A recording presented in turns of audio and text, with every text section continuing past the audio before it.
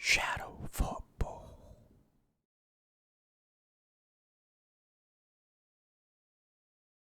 Ella Toone, the woman that can do 7 around the world. Watch me, I can do tricks. Oh, I do 300 around the world at once. I actually got a record of 7. Alessia Russo's best friend. She just didn't want to be my friend, basically. Such a lot. The woman that thought Germany began with a J. And finally, a country beginning with J. Germany. The Golden Girl of Manchester United. Known for her magnificent chip against Germany in the Euro final in 2022 that I can't show you. Known for her superb strike against Australia in the World Cup semi-final that I also, unfortunately, can't show you. And most recently, known for this pearler against Spurs in the FA Cup final that I can show you. She scored a number of memorable goals for club and country over the last few years. Oh, wait, hang on. Is memorable a word? I'm sorry. I think I got it wrong. Memorable doesn't sound quite right. I think the correct word is, It's just memorable. However, since the World Cup last year, she's come under fire for poor form in a generally subpar 23-24 WSL campaign. Perhaps misunderstood is the wrong word to use, but I get the feeling that people criticize Ella Toone without fully knowing what her game is and what she's really like as a player. Whilst what happened with her family over the past year have no doubt played a part in her performances on the pitch, I'm here to remind everyone why she's a magnificent player, and try to explain from a tactical point of view why her performances last season weren't as good as we all hoped, and how she'll be back to her best this season. She started her career off at Blackburn Rovers, where she made her first team debut at 16, and to be honest, after watching a good amount of their footage, she looked like she was head and shoulders above everyone else. She often played as a left winger, able to cut in or roam around looking to pick up the ball centrally. She would run at defenders quite often, something she does less and less of nowadays, and just scored goals for fun. I mean, she scored 26 goals in 33 games for them. That is a ridiculous level of output. Frightening. She then moved to Man City for a bit, and when Manchester United formed their women's team in 2018, she couldn't say no to them and has been there ever since. Over her time at United, she's mainly played as a number 10, which is her best position. There isn't really a laundry list of skill sets a number 10 needs to possess. Instead, there are different types of 10s, and a team needs to find the one that fits the style of play the best, if they want to play with a 10 that is. For example, someone like Kim Little is more of an advanced playmaker, whilst Mary Fowler is more like a second striker. Both play as a 10, well, in Mary Fowler's case, I think she's much better suited to playing centrally behind the striker rather than out wide at City, but both are completely different types of players. Add in Fran Kirby and 2027 Ballon d'Or winner Grace Clinton, and you now have 4 10s that are all different but amazing players in their own right. And in her own right, Ella Toone is also an amazing player, but she's completely different to the previous 10s that I've mentioned. Let me break down her game here. There's a role that Bayern Munich player Thomas Müller is synonymous with, and that is the Raumdeuter. Raumdeuter means space interpreter in German. It's a term coined by Müller in 2011 when he was asked to define his role. What a Raumdeuter does is find and exploit the space on the pitch. They're not the quickest, not the strongest, not the flashiest, but usually the smartest. They have high football IQ, able to anticipate and read the game well, extremely aware of their surroundings, and understand player intentions.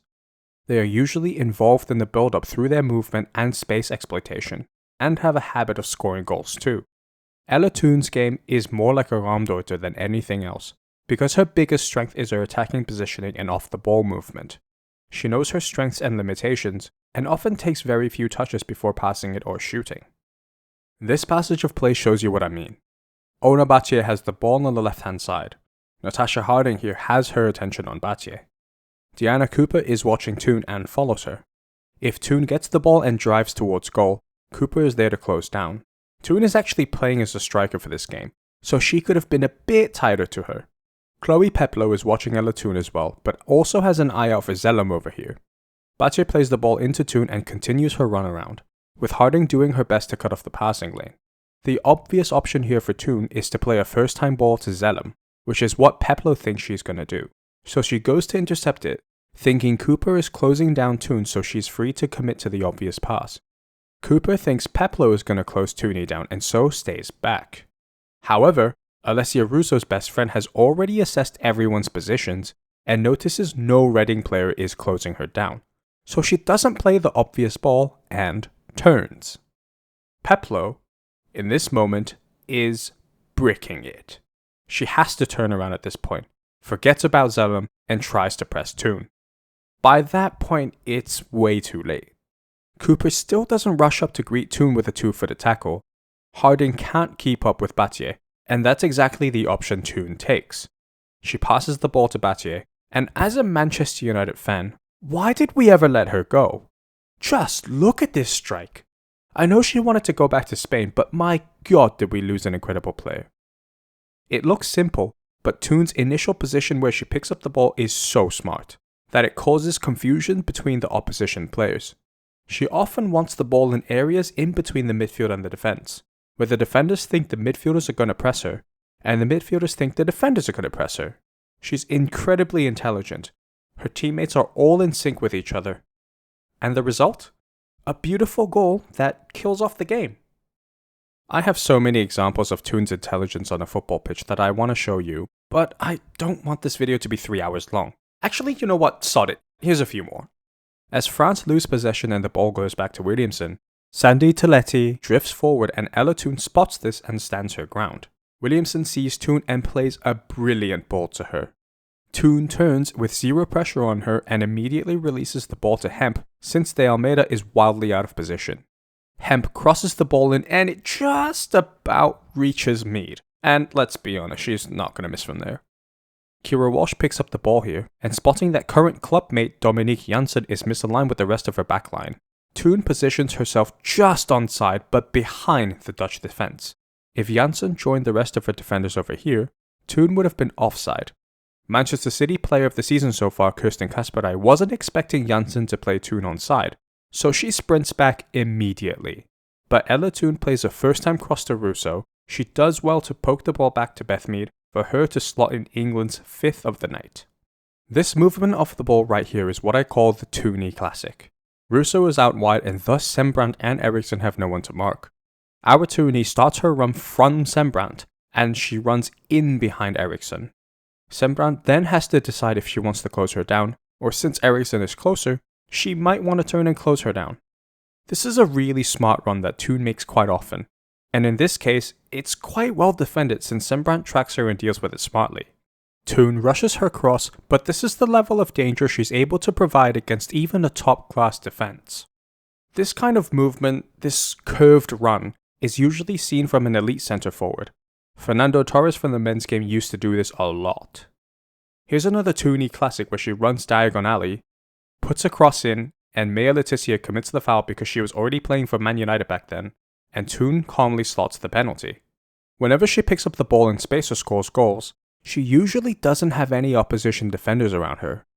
She's equally a good creator as she is a goal scorer, and her movement causes absolute headaches for the opposition. Nothing she does is by accident. Like this goal here. It looks simple, but she spots that Leah Galton has gone inwards, dragging Raumdeuter with her, and she's basically got a free run onto the cross to finish off a good move. Or this one. Blundell gets into the box looking to cross the ball. Toone, instead of running forwards, smartly cuts inwards in front of Louise Quinn, making sure she gets to the ball instead of Quinn, otherwise she would have easily intercepted it due to her height and long limbs. Good finish that. You could see this knack for positioning when she was at Blackburn, but she's gone from being a tricky left winger to one of the smartest players in the country. So why did Toone seemingly struggle during the 2023-24 season? Well, I have a tactical observation and explanation as to why that happened. The turning point was players like Alessia Russo, Ona Battier, Jackie Groenen, and Kirsty Hansen all leaving the club. Those 4 women are players that all play with their heads up, always looking for a passing option as well as having the ability to dribble and create. They were all playmakers in their own right, and they could find Toone whenever she wanted the ball and gave it to her. This led United to finish second in the league in the 2022-23 season. Alessia Russo leaving Manchester United was a big factor for Toone's drop of form at club level, especially since Mark Skinner then replaced her with a merry-go-round of Mallard, Jace, Paris, Garcia, and Williams up front. Looking at his tactics from last season, he wanted them all to play like Russo. The only slight issue is, none of them are Alessia Russo. Russo's strength is her strength, her hold-up play, and her relentless attitude to keep a hold of the ball. So, England and Arsenal launch the ball up to her so that she can drop back, hold up the ball, and also drag a centre-back out of position. The space that Maya Lacrar leaves behind is exactly the space Ella Toone targets and runs into. Russo does wonderfully to flick the ball on and Toone is away. She gets a decent attempt away at goal. But this is one of many examples of how and why Russo and Toone are BFFs on and off the pitch. Mallard and Jace aren't natural strikers. Both play with their heads down and like to dribble more than they like to run in behind, often slowing down the pace of attack. Paris isn't a natural striker, Garcia isn't a natural striker, and Williams hardly ever got any game time last season. None of these players' strengths are holding up the ball and creating opportunities for on-rushing midfielders. That meant Toone was the only playmaker on the team. Everything had to go through her, especially in the first half of last season when Zelen partnered Ladd in midfield. Neither one of them are box-to-box midfielders capable of linking the defense to attack. Add in the fact that Miyazawa was never really given a chance in the first team and got injured halfway through the season, and Nolson didn't really nail down a spot in the starting lineup until the beginning of 2024, and she improved United's defensive transition into attack whenever she was on the pitch.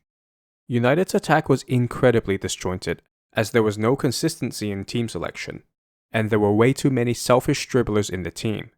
It seemed like Mark Skinner said he'd award $100,000 to the player who can dribble past the most defenders in the whole campaign. The free-flowing attacking football we saw in the previous seasons was completely gone, and a large part of that was because Ella Toone was hardly ever given the ball. Toone was shouldered with 100% of the playmaking duties. This is a lot of responsibility to place on someone who was also inadvertently given the responsibility to launch an attack from deep. Toone would often drop back deeper to retrieve the ball, or go out wide to start a 1-2 and attack from there. That's basically asking her to be in two places at once, which, unless you're Hermione Granger, doesn't happen. She was rarely able to make attacking runs forward because A, she had to drop back to receive the ball, and B, she had to drop back to get on the ball because her teammates were incapable of finding her. This is a tactical map of what United generally looked like last season. However, this season, United have brought in Elizabeth Turland, a very good replacement for Russo, and she's done well so far this season. Add in the return of Grace Clinton from her Spurs loan and the signing of Céline Bizet, this attacking quartet suddenly looks head and shoulders above what they had last year. This is a much more balanced team. Turland has a similar playing style to Alessia Russo, whilst Clinton is also a very capable playmaker, and Bizet is an absolute weapon on the right-hand side, a fantastic ball carrier and crosser of the ball. Having these players playing alongside Toone means that the playmaking duties are shared amongst them, with Clinton and Toone able to interchange between their two positions and create chances. This, in my opinion, will be the best and most cohesive attacking quartet for Manchester United, which sadly means Leah Galton will have to miss out and settle for a place on the bench. Judging by the unbeaten run so far this season, I think United have done a fantastic job with recruitment, and it'll be exciting to see whether they will be able to finish in the Champions League spot come the end of the season. This is the tactical map of what United look like this season so far. Notice how Ella Toone has a lot more help around her, allowing for more fluid movement and attack. I analysed the United-Liverpool game last season, and I actually counted the number of times Ella Toone was in a good position, wanted the ball, but didn't get it. That number came out to be 19 times. 19! That is an insane amount of times to be ghosted in 90 minutes. This happened a lot. And I mean a lot of times last season, not just in that game. The ball comes to Millie Turner and Ella Toone is completely free with Galton as a passing option should she get the ball. She wants it, but Turner just turns the other way around and Toone, rightly, throws a little tantrum. Jace breaks free from Percival and Toone wants the ball right now. She is completely free and she has two great passing options in front of her if she gets the ball. So, logically, Jace keeps dribbling and gets absolutely bodied by Molly Bartrip. Ella Toone was fuming with that, and she had every reason to be angry.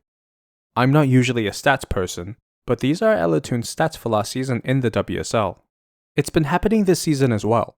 Maya Letizia gives the ball to Toone in a great position, she's in between the midfield and defense lines again, and Martha Thomas is forced to abandon her post watching Clinton and Bizet and go press Toone. She gives the ball to Bizet and makes a great move in behind, in between Grant and Hunt. The ball to Toone here is on, but Bizet just leaves it for her BFF Clinton and the chance is gone with Turnland in pole position for a cross. Galton gets the ball on the left side and Toone makes a great run in behind Sari, who's doing quite a poor job of tracking her honestly, but she doesn't play the ball. Galton has the ball on the left hand side again, Toone is making the exact same run in behind, but Galton, once again, doesn't give it. Nolson does give the pass, but it was too late by that point. Frustrating, right? I bet it was for Ella Toone. To be honest, this happens with England too, but rarely.